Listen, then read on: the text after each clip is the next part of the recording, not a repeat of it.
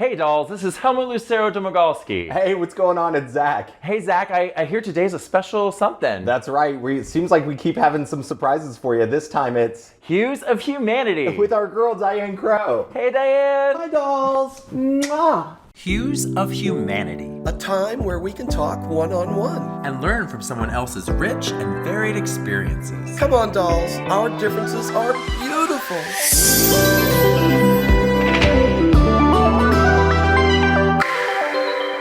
Well, welcome dolls to this version of the Gaily Dose, Hues of Humanity. And this show is also brought to you by our sponsors, AHF. AHF is the best place to go get your gay healthcare needs met. Check them out at ahf.org. And as you can see, we have Diane Crowe with us today. And Diane, we are doing Hues of Humanity, which is really a little bit, dolls, of a take back to season 1, where we did kind of the views of our guests, looking at them, their pasts, their presents, and their dreams for the future. And Diane, you do a show as well, and I thought we could talk a little about that. What is the calling that you have? So, I have a show called The Diane Crowe Show. And the whole impetus behind the show is to let people know that it's okay to be okay with whoever they are and wherever they are on life's journey. And this reaches out to men and women and trans and gay and straight and everyone on the rainbow spectrum. Yeah, and I really, so Diane came to us in season 1. And what I found is as we built ourselves towards season 2, we talked about the sound, the audio, the video. Diane was a really big part of that, and actually has been a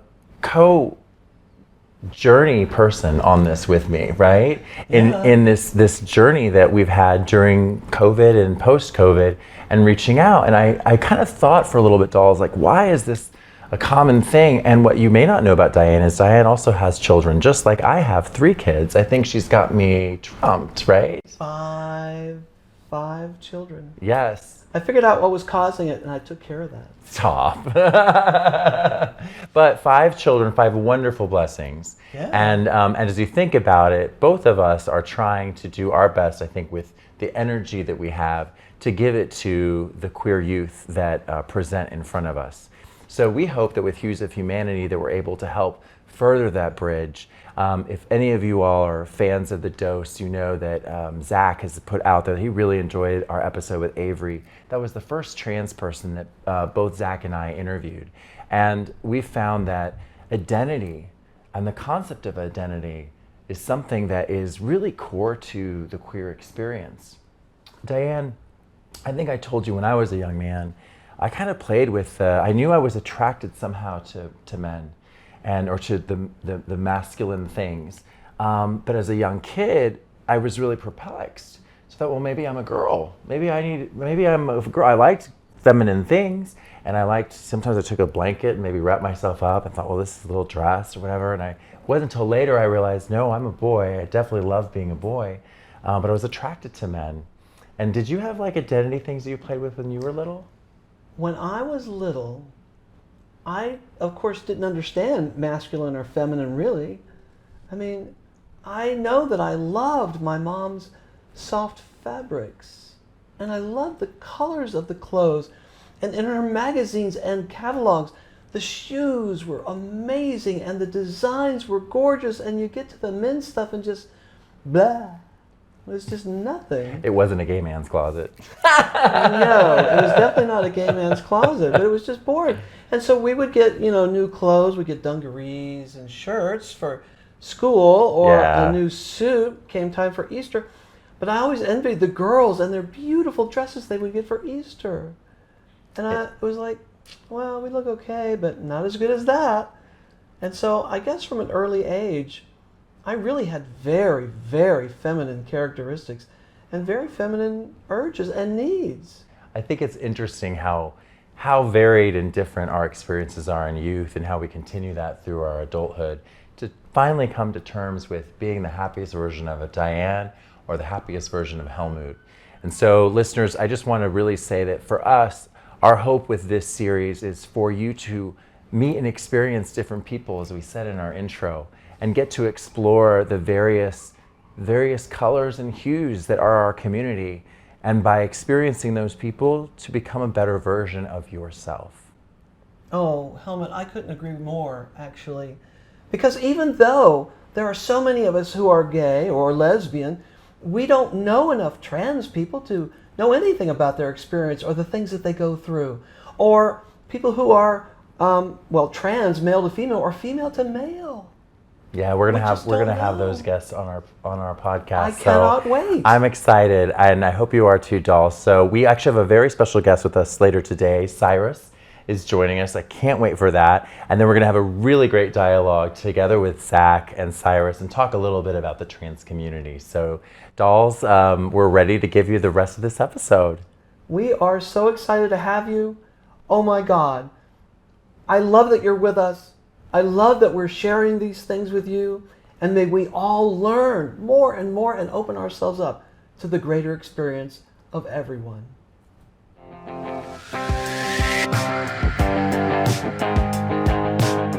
Hey dolls, meet Cyrus. All right, dolls. So for our very first Hues of Humanity, we have with us our very special friend, Cyrus. Hey, Cyrus. Hi, how are you guys? So good. So glad to have you at our home. Thank you for having me. Oh. It's a pleasure to be here. Absolutely. I will tell you, dolls, I had the pleasure of meeting Cyrus actually at New Year's. We broke 2022 together. and actually, you were my New Year's kiss. You were, yes. It was so sweet. Yeah. Let the boys know. Yeah, we were at a party. We were actually with Dante and Zach and Jake was there, I think. Yes. Yeah, and we had a great time. And the ball went down, and it was like, hey, girl. We hit it off immediately. Yes, so it was sweet. I loved it. And she agreed to come on and be on our first episode. So, dolls, I hope you love getting to meet her. I thought, Cyrus, you could start by telling our dolls a little bit about who you are and how you came into being who you truly are. Okay, cool. So my name's Cyrus, and I'm from Charlotte, North Carolina. Yes, Charlotte. Yeah, Charlotte. I'm a hairstylist and makeup artist for almost 10 years. Thank God, like, my family is super, like, accepting and cool and very liberal. I grew up in a pretty, like, comforting home and surrounded by, like, very loving family. So, I think You're Middle Eastern, or? I'm half Persian. Yeah. Nice. Yeah, we had a conversation. Yes. Yeah, and so you were, when you were, I guess you transitioned, when did you transition? Like, when was the first time you started thinking, like, Cyrus is a she? Okay, so I always say, like, as our child self, or our most organic self, like, so from a very young age, I was telling my brother I was a girl because I was picking out Barbies in the grocery store in Walmart, and he's saying, "Oh, those toys are for girls," and I turned around and I, like, gave him sass and was like, "I'm a girl," and my mom was just like, "Whatever, just let baby Cy, like, get her Barbies," and my mom was always, like, very, like, letting me have, like, play with feminine things and play with Barbies and dress up, and so that was kind of like, as a kid, like, you don't really understand gender. Like, you don't understand. And then, until society starts telling you to be a certain way. So I think I didn't really even understand gender until I was in, like, elementary school. And people they're separating you between boys and girls. And I always wanted to be with the girls because that's where all my friends were. And I just, like, that's when I kind of realized and things clicked, like, oh, I have to be a certain way to like fit in or to do something, like, even just to play a game. So that's when it kind of clicked to me. And then also, like, I always wanted to dress. I always picked out all my outfits. I wanted to dress, like, a certain way. Like, I always wanted to dress a certain way. But then my mom and my parents, it was definitely a different time in the, like, 90s. So that was always, like, for home. And then at school, I had to, like, dress, like, in boy clothes, and I hated it. And my parents would make me, like, cut my hair short, and I hated it. I would cry at the, like, hairstylist. I would be so sad. So, but having that kind of, like, get away at home, and I would like dress up at home and paint my nails. I would paint my nails every day after school, and then literally the next morning take the nail polish off before I went to school. Yeah, so it was kind of like totally weird. Like two lives. Yeah, almost, two like lives. two places. Yeah, and I honestly like, my parents were trying to protect me. Like, Yeah. you know, kids are like really mean, so it was a protective thing. And then, so yeah, I kind of like continued on that route because I was like, let me just fit into this box and do what I'm supposed to do, and you know, you go along. Well, let me ask you this question. So when did you start to feel like you could publicly own who you were? And what was that like for your young self? How old were you when that happened? Right. So I think all throughout this too, I quickly realized I have control over my appearance. Like, so, you know, I can make myself as masculine as I can for school and then be who I want to be at home. So I went through this period of like trying to like be as masculine as possible, like when I was like in high school and stuff. So, but then I was also like still very into fashion and beauty and like hair and all that kind of thing. So I still was experimenting with my fashion and like how I dressed, and I realized I can like dress I can like kind of like mix in like feminine clothes with my like male presenting body and make it feel comfortable enough for me to feel okay. And so did you get pushback from school, from people at school? Did you get bullied or anything? So that was another thing, is like I was openly gay in high school, and that was pretty like, I mean, celebrated, I guess, in a way, because I was like kind of unique and there was nobody else really like openly gay in high school. So it was kind of like a mask. Yeah. So it was kind of, I was kind of like not myself. Yeah. And my life, people were always telling me like who I was. Yeah. And it took me almost 20 plus years to realize, oh, they're right. Yeah. They're seeing me for who I am. Listen, I have to say, as a trans woman myself, I think you are stunningly beautiful, striking and gorgeous and poised and lovely. Oh, thank you. Really, I mean it, honestly. I have to just say this too, though, because you know me. I just want to say I really thank you for that is not an easy journey to share.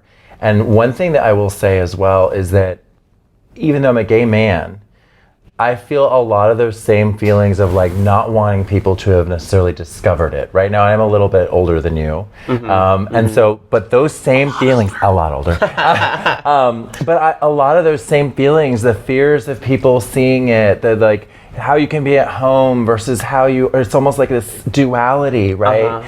That's inside your brain, right? That you can't share. And that's not an easy journey. And you said it very nicely, but I know also there must have been a lot of heartache and pain in that process. But I agree with Diane, what sits before us is a very beautiful, confident. Thank you. Well, you know, it's interesting because I talk about that with my daughters too. There's this responsibility we have.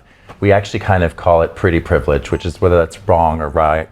Like, there's an obligation we have to show everyone that they're loved, regardless of who they are and how they present. And I think it's great that you're showing that you have awareness, that you have some privilege in some areas, that you pass as more feminine. That's wonderful. And I think it's important, it behooves us dolls to treat everyone with the love and respect that we all deserve. Oh yeah, you know what? I say it over and over again to my trans sisters and everybody I know, really, that we're all the same behind the eyes. We just want to be loved and respected and well thought of. And you know, how you present is how you present. And so you should be okay with however someone presents. And just love them for who they are inside. So honey, tell me, where are you now? What's going on with you now? Yeah. So a big part of my journey too is, so my friend that I had mentioned that was telling me this is who you are. She passed away in a car accident. out of nowhere. I'm so sorry. Yeah, so she's been like such a big inspiration to me like throughout my whole transition, and I give her all of my praise because if it wasn't for her, I wouldn't have probably done it. Like I probably would have, but I don't think I would have done it the way that I have. Because after she passed away, we just had such a deep connection that was like almost psychic, like telepathy thing. Yeah. And so after she passed away, like such a big part of me was gone too.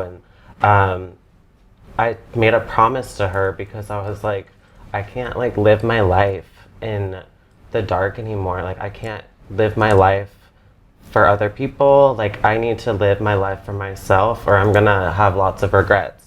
So she is like the big reason for pushing me to start my transition, and yeah, so I give her all the credit, a lot of praise and credit for that. Oh, yeah, that's very sweet. I'm so glad she was in your life. Yeah, no And kidding. still is.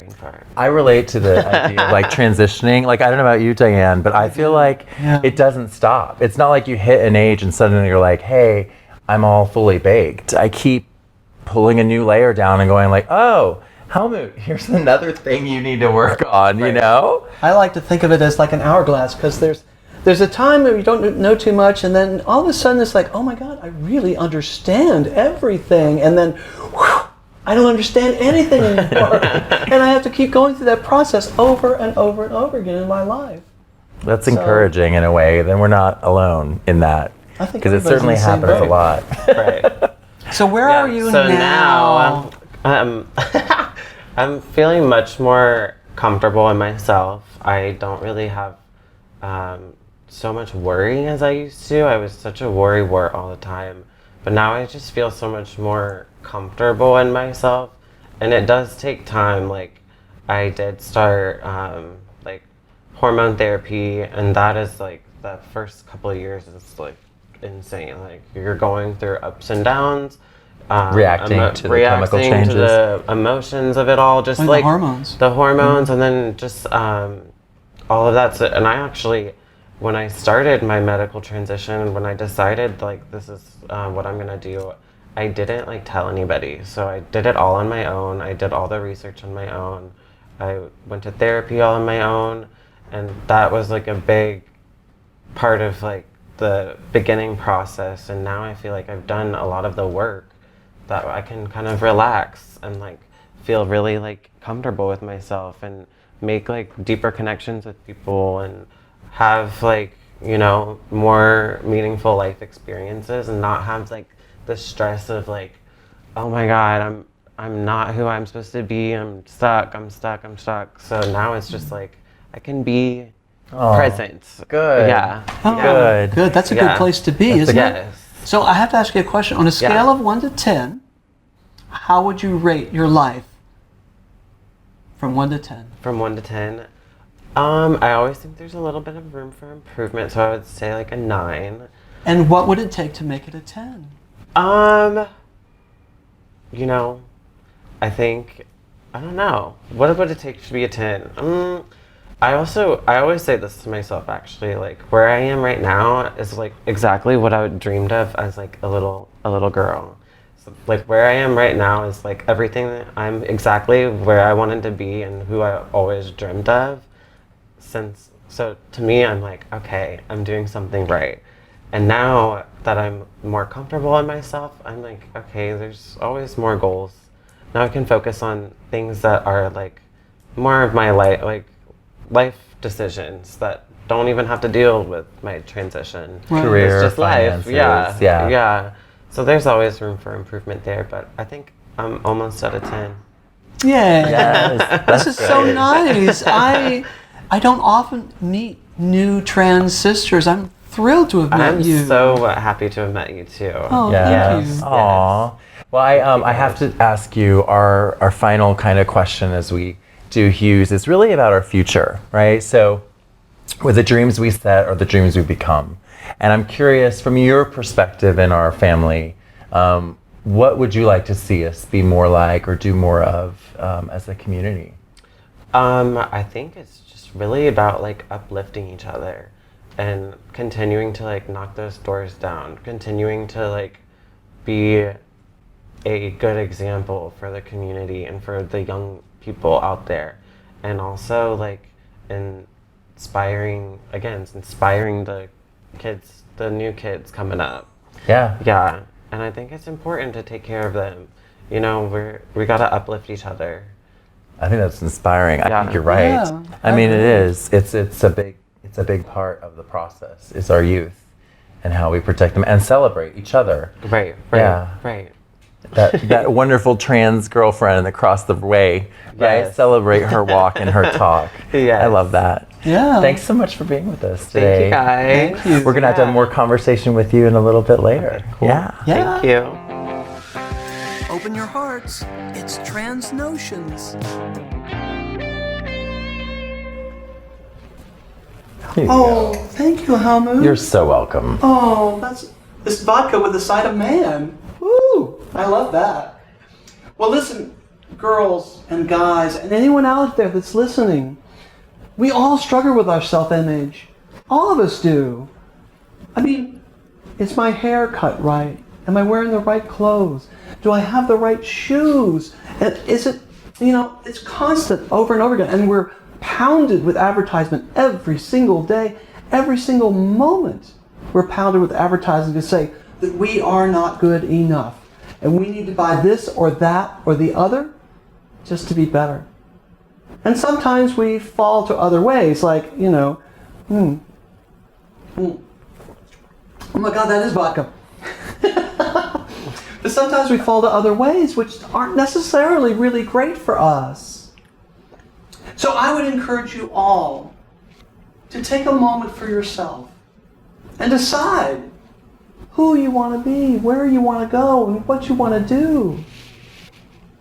You don't have to do it all at once, but think about it. Think about if you were to close your eyes and say, if there was nothing in the way of me doing something 3 years from now, what would it be? Just take that minute and write those 3 things down. It's astonishing how far you can go if you would do that. Everyone uses therapists these days to sort of center their lives and their understanding. I would recommend also a daily meditation. I know it sounds like mumbo jumbo to people, but just 10 minutes of that calm thing that you've heard about will really settle your day and your brain and help you to move forward in life. So I'm here to tell you that regardless of where you are in your life right now, if you're not where you want to be, you can do it. You can get there. Regardless of how difficult and challenging you think that thing is, I know from experience it is possible to make those changes. For 29 years, I was an electrical engineer.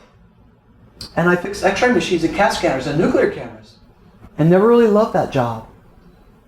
And I changed my entire career path to become a photographer and a videographer.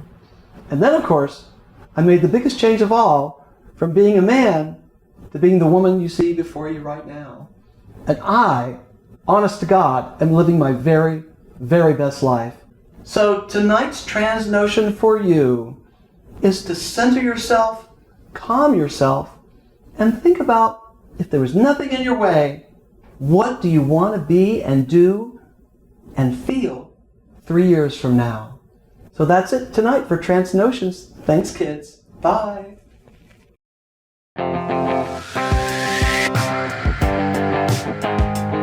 A dose of trans community.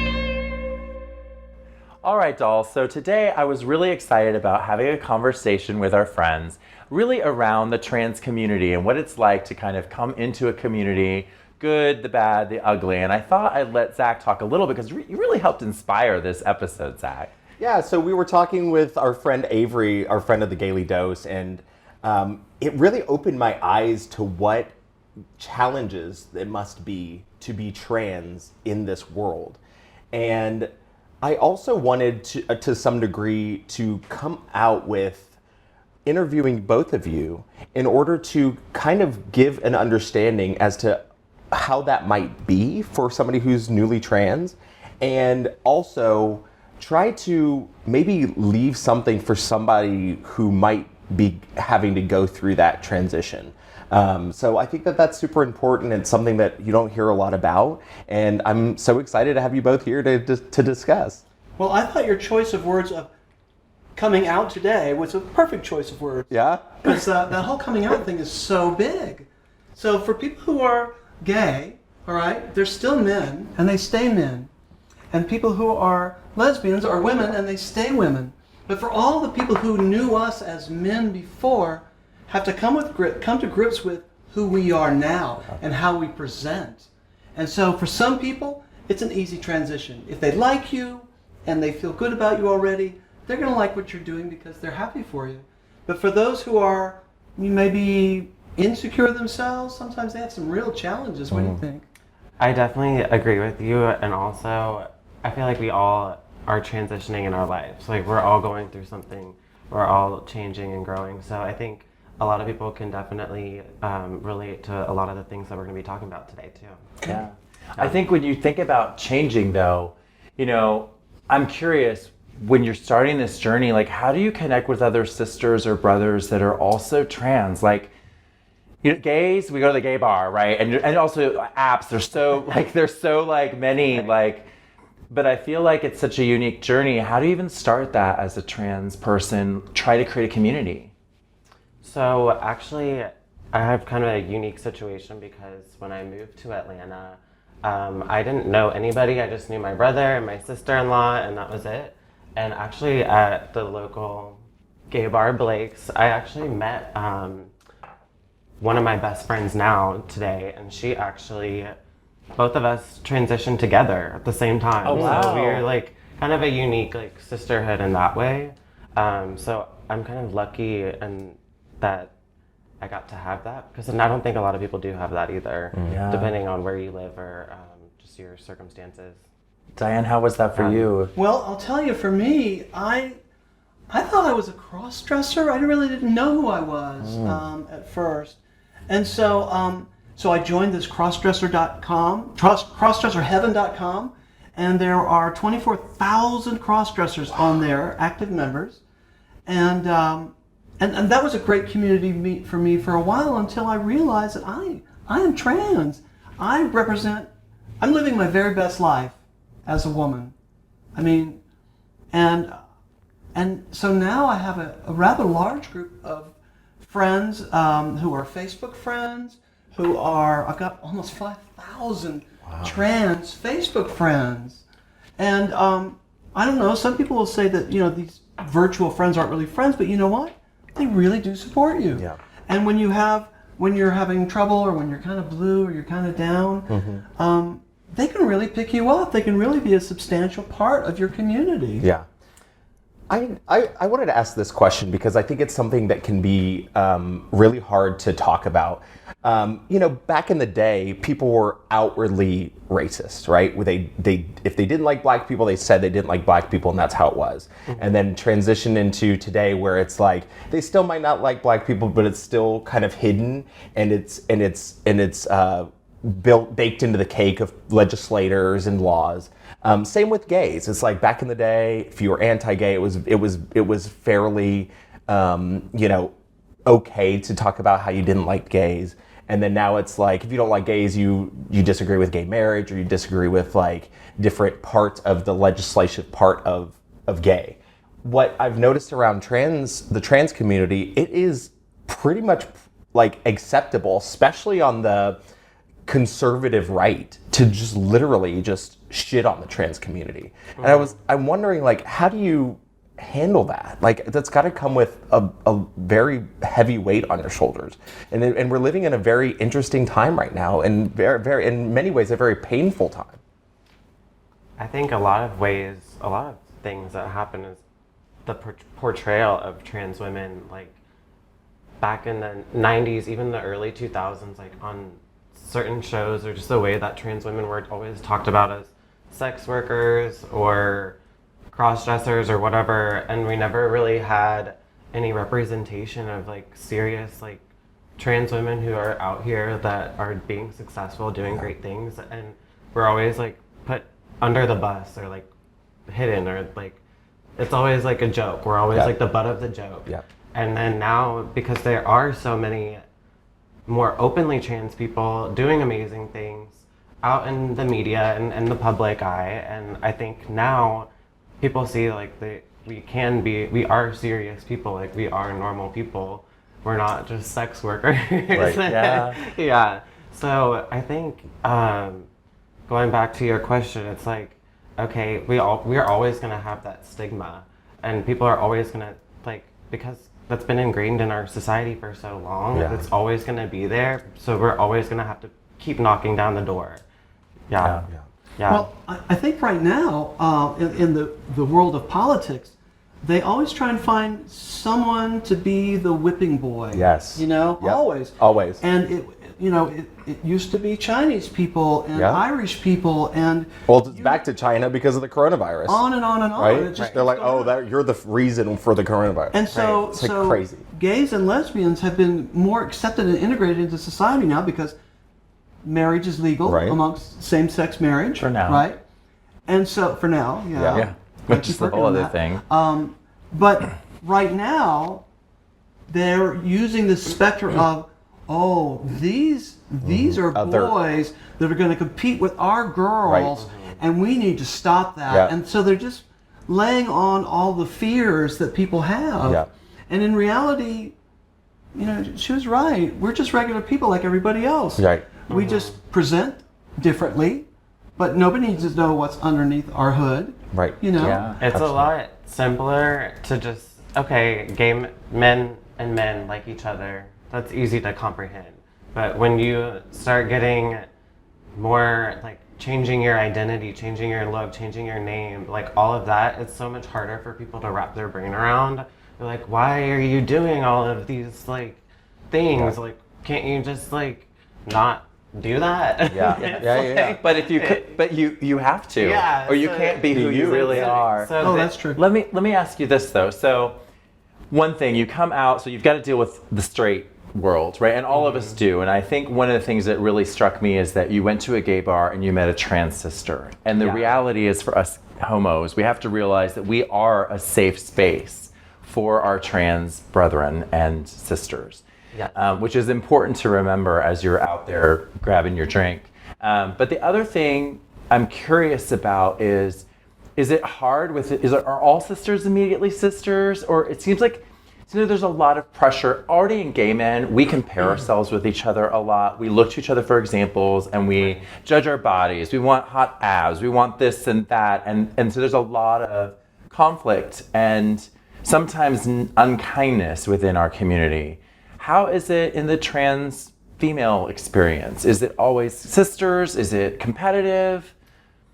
Definitely there's both sides. So of course we all come from like different backgrounds. We come from like, a lot of us come from broken homes, people that don't understand us.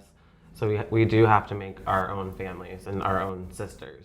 So of course there is that bond, but then also it's a lot of comparing yourself to other trans women.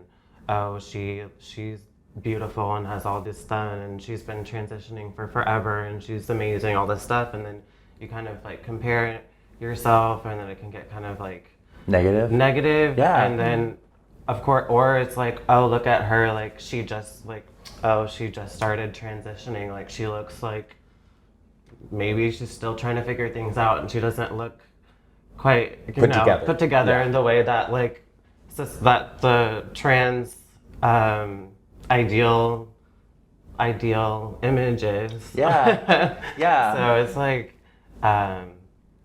It seems like there'd be a lot of, just like in the straight female community or in the gay male community, there's a lot of comparison, and comparison can destroy joy. Right. Right? Sure. And I'm just, Bless you. Excuse me. and I'm just thinking that would be, because I just think even as I'll just take a young female, right? There's a lot of like, I need to be like this, I need to do, so I feel like there's even possibly more pressure on a trans woman to just be like ultra feminine and ultra, I just didn't know if sisters help each other through that. Well, I can say from my experience, since I'm an older sister now, even though I've only been 100% as a woman for the last year, I found that in the older age range, people are a lot more forgiving and lovely and helpful. There's not any, I've never experienced any cattiness toward other people. And I guess maybe that has to do with who I am, because I attract people who are just kind of like me. And so, but yeah, I find that people for the most part are very helpful, and I try and be as helpful as possible to anyone. I've actually hosted cross-dressing sisters who've come to visit, and they've never been out of the house before. Wow. And so I'll take them out to dinner and out shopping. In their garb and in their full selves. Yes, as their whole selves. And they've never had that experience before. I've done that a couple of times. It's been lovely. That seems like that'd be special. And learning how to walk when you've been a man for all of these years. Your muscles are all built kind of tight and tough and muscular and sportsy.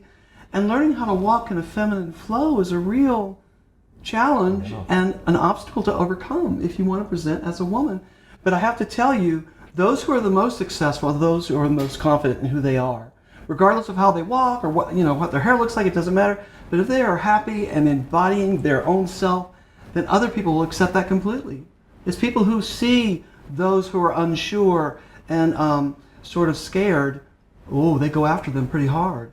So I think confidence is like one of the biggest things, don't you think? I definitely agree. Confidence is everything. Yeah. And I'm sorry. We went way off the question. And it's interesting though that on the topic of confidence, regardless of whether you're in the trans community or not, I've met several people who have openly shared that they feel like they struggle with confidence. And I think that's one of those things that you don't like walk around being like, hey, I have a confidence challenge. But I think a lot of us, if you look at social media, we had this discussion, right? If you're looking at examples of other people's lives and trying to measure yourself on an invisible stick that doesn't exist, right? It can really be a mental health fuck, right? Because we're exposing ourselves to comparison. And we do that all the time, right? It's hard to be confident when you're trying to be something that someone else is. Right, and that actually kind of transitions us into a question that we had before we started taping, was when we were talking about what are the societal pressures of plastic surgery are actually changing your outer look for yourself or for others. Can I table that question for just a second? Because you brought up something about mental health, which is like a huge thing in the trans community, because it's 5 times higher than any other individualized group there is. Wow. I mean, young people who feel like they're in the wrong bodies, it's incredible the pressure that they're under and the stress that they're under at school and with their friends and with their family. Yeah. And so being of a sound understanding of your mental self is like so critical. It's really important. And it's even tougher on us sisters than it is on just about anybody else that there is. Yeah. So what was the question? On that light note, but it really is, and that's part of what we're trying to do. Yeah, it really affects your whole life. Yeah, honestly. and that's really honestly part of what we're trying to do with having this kind of a dialogue, is that it's very normal to be who you all are, right? And it's our role as gay men, as part of the community, to really protect our sisters and brothers who are going through a very different type of experience. So that my question actually did wedge with yours, actually. Okay. So when it comes to your outer appearance, do you think that your mental health is in some ways compromised if you have that kind of dysmorphia, kind of like gay men have the body dysmorphia and the age dysmorphia and all that? I would say, I wouldn't call it dysmorphia, I would call it dysphoria. I mean, maybe some trans people experience dysmorphia too, but it's just the dysphoria is feeling like I'm not in the right body or I don't have the right body parts or whatever. Yeah. So, yeah, it's kind of interesting because now in 2022, with all of the different procedures, things that you can get done, plastic surgery, and then how the trans women, like, body standard and image standard has evolved. So not only do we have dysphoria because we're in the wrong body or now it's a whole nother level of dysphoria because we have the dysphoria of not feeling comfortable in our body, and then now we have a new dysphoria of feeling like, oh, I'm supposed to have this like ideal trans woman image with all the surgeries and everything. So it's like, it puts you in a completely different mental state too. So Yeah. I could see that being challenging. But I guess the reality is like all of us have to eventually come to that place where we're like actually happy with where we are at. exactly. Within reason, right? Well, I'll tell you, for me, I really want my own boobs. These are Amazon bought boobs. Chicken cutlets. They are chicken cutlets. All you know. And they look. I know they look really good on me and all. But I wear these day and night because I feel so comfortable with them. And I really want to, if I could afford it, I'd go out right now and have my own boobs installed. Kind of like going to the auto body place and just, okay, pop them in, boys. But I told my mom that I was really thinking about having that surgery, and she says, "Why? You look beautiful the way you are." And That's so sweet. I appreciate that a lot coming from her, and they do look really good on me, I think. But I really want my own. Now, as far as the bottom surgery, which is like turning my man bits into women bits, I'm not so keen on that idea. I know a lot of sisters who've done that, and it takes a lot of money and energy and pain to go through that. And I'm not sure that is a thing for me.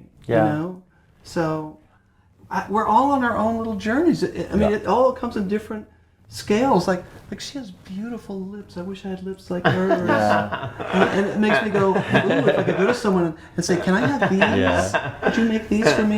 Yeah. That would be nice. I think I will say that is common regardless, right? That temptation for us to be like, let me just change. I'll only be happy if I do this. Yeah. And I know when I have journeyed that way, I found that in reality, it's still an inner happiness because you'll find the next thing and you'll find the next thing, right? It will. Trust me, I've lived it myself, and I had like a little bit of a tummy. What was it? Lipo. I had a little lipo, right? Did you and really? I thought, okay, if I do this, I'm gonna have all this feeling, right? And I did it, and I went straight to the other things that I wanted to change about me. And I was like, oh, It's a rabbit hole. it is, right? So you have to really work at, no matter how far you go down the rabbit hole, you got to learn to not go down the hole at all. And also, right? and it's hard. And if you do go down the hole, appreciate where you are every step of the way. Yeah. Right? Yeah. It's like I might not be 100% of who I want to be in this moment, but I'm going to enjoy myself and I'm going to love on myself because it's important. Agreed. Agreed. So I don't know. It is an interesting journey, and it's Yeah. Part of the challenge, at least for an older sister like me, is, it's companionship. And I don't even know if I'm attracted to men or women. I mean, I'm pretty attracted to women, honestly. So I guess I'm a lesbian trans girl, I think. that would be right.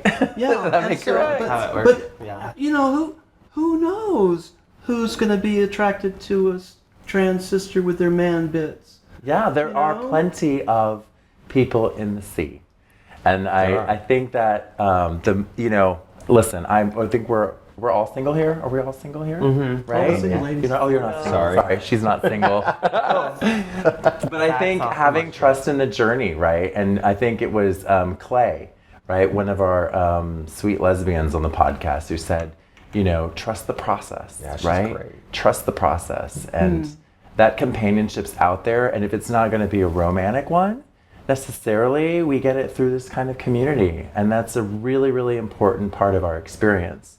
And I don't know, I take a lot of faith and trust in that. Well, I do find as a single person that I'm alone, but I'm not lonely. And the reason I'm not lonely is because I'm really happy with who I am. I'm happy with that. I'm living my very best life these days. And so I feel like if the right person comes along, they do. Or if they don't, they don't. And part of that whole attractiveness, I think, and I've always thought, is the ability to say, you know what, I don't need you. You need to prove to me that you need me. Right. I don't know. We'll see. Yeah. Well, I'm really thankful to have both of you on here and talking about this community with very different perspectives. This was a dream that Zach had, and it's so special to have you both Thank today. you for having us. You're all the Thank you. best. Ring-a-ling-ding-a-ling, I think someone called for Dr. Dose. All right, dolls, so for today's Dr. Dose, we're going to have Miss Diane Crowe. Ooh, me? Yes, Oh, ma'am. yay. My mom always wanted a girl in the family and a doctor, so now I'm both. All right, let's listen in. Hi, my name is Ashley. I'm from Houston. I'm starting out very early in my transition, and I was hoping to get some help in seeing if I needed FFS surgery. I'm scared, and I don't really know what to expect. Thank you. Well, I have to tell you, honey, I want to explain and let people know what this FFS is. I was going to ask, because I didn't want to sound like an idiot, but I have no idea what that Well, is. honey, you don't have to. It's okay. You can sound like an idiot. It's okay with us. So FFS stands for facial feminization surgery. It's not like one set surgery. It's like kind of a customized, like whatever we need done, whatever we feel like we need done. So most of the time, or a lot of the times, it's maybe a brow bone shave or a nose job, or chin, like just little things that maybe we all feel a little insecure about. But it's not like a carbon copy like surgery that you get. It's like little details around the face that maybe you would want to change. Honestly, sounds super painful, but Is that's it? It's honestly terrifying. Yeah, it sounds very terrifying. And it's just to like remove structure that you want to reshape to maybe present more feminine. Right. So we can take hormones and become as feminine as we can, but we cannot change like our bone structure. We can't change like the way our bones are in our face. Sure. So, Yeah. Sure. Wow. So, as Dr. Dosette tonight, I want to share with you, honey, that we all understand that ambiguity about whether you want to do something like that or not. So the first thing I'd recommend is that you find yourself a really good therapist. A good therapist can help you understand who you are and where you are in the world and be a great mirror for you and help you feel more confident about what your decisions are. I would highly encourage you to do that. I would prescribe that. And then number two, I would investigate how much pain, recovery, all those other things that are involved with that kind of surgery can take so that you know going in really what it will be. And then the final thing I want to say is that if you feel really good about yourself on the inside, it goes miles to helping you feel good about who you are on the outside. And so there are many of us who just look like men in dresses, but they own who they are, and the femininity in them just comes out in beautiful, magnificent ways. And you would never, ever imagine seeing them in public that they weren't women. So, honey, we wish you the very best on your journey. And know that it's okay to be okay with whoever and wherever you are on life's journey. So that's my prescription, kids. I love that. Love it. Yeah? Yeah. Yay! Dolls everywhere unite. It's the call to Kiki. Y'all, can you believe it? We are done. Another episode in the can. I'm so excited. Yes, our first Hues of Humanity, which has been amazing. Yeah. We're so glad to have you visit Thank you us, both. Cyrus. Thank Yes. you for so having much. me. Thank You're the you. best. Thank you. Yes, and so for our call to Kiki dolls, what I'm going to encourage you is you may not know someone in the trans community. In fact, there are so few of these precious individuals. It may be hard in whatever city you're in necessarily find someone who is. But I think we all have a responsibility as members of the community to educate ourselves. So what I would challenge you to do is get your other dolls together and talk about what have you read or consumed or watched about the trans community, and make a commitment as a group to maybe watch a film regarding it, listen to a podcast, like get the next level down in understanding how close and important this part of the community is to all of our walks. And I'm curious, ladies, is there any encouragement you'd specifically give to the girls or the guys out there in the trans community and what they may want to do? I always say take your time. Like, we always want to just jump right in and go like full force, but I always say take your time, get to know yourself. Also, like, it's gonna take time to reintroduce yourself to people again. Yeah. So take your time. Take your time. There's no rush. Yeah. That's great advice. Yeah. That's Find a community of like sisters so that you can grow and you can sort of count on each other. When you're down and when you're blue or you're challenged, every one of us have gone through it, and we are so ready to help, right? We are here. Yep. Y'all are the That's best. right. And also, don't forget that the modern pride movement was started because of a trans woman. Yeah. So we owe a lot to you all. We do. And we hope you all have enjoyed this version of the Gaily Dose. We ask you to remember to love yourself, love other people, and don't forget to smile.